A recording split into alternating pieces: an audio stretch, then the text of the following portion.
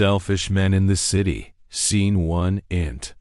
High-rise office night. City lights twinkle like stars through the glass walls of a sleek financial firm. Inside, three sharply dressed men, Ryan, Harris, and Z. Awida, sit around a polished table, swirling whiskey in crystal glasses. The mood is tense.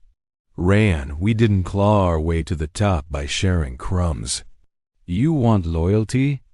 Buy a dog. Harris, or maybe stop treating people like disposable tools. That intern you fired, he's suing. Said you made him sign a fake NDA. Zaid let him. We've got lawyers. The city rewards sharks, not saints. A long silence. Ryan watches the skyline, cold-eyed.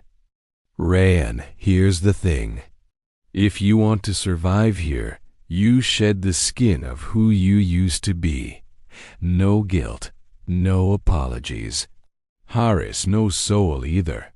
Zaid raises his glass with a dry smirk.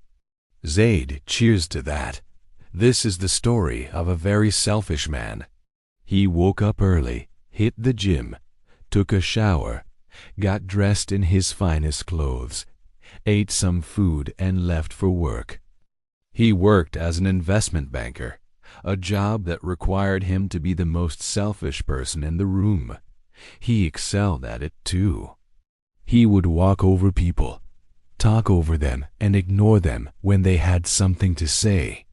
She told him that their daughter had a very high fever and couldn't stop vomiting.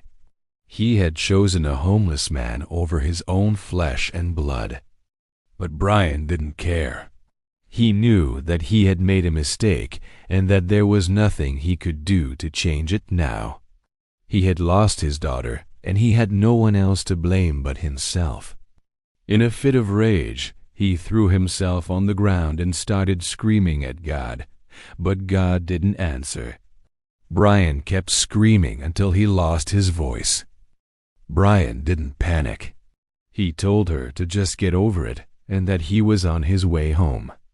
But on his way home, he saw a homeless man begging for money. He looked at it and realized that it wasn't just a watch. It was a symbol of everything he had become. He threw it away and walked out of his penthouse apartment. He didn't know what he was gonna do next, but he knew that he needed to make a change. He needed to find a way to atone for his sins. He needed to find a way to redeem himself. Brian stopped and gave him $100. Then he hailed a cab and told the driver to take him to the nearest Children's hospital. When he got there, he learned that his daughter had been taken to the same hospital. He ran to her and held her as she lay dying in his arms. He climbed the corporate ladder very quickly and became one of the highest-paid investment bankers in the city. Brian was a typical selfish man. Brian was known for two things: his expensive suits and his even more expensive watches. He used to be a very nice guy, but somewhere along the way he became corrupted by the city and turned into the very thing he hated.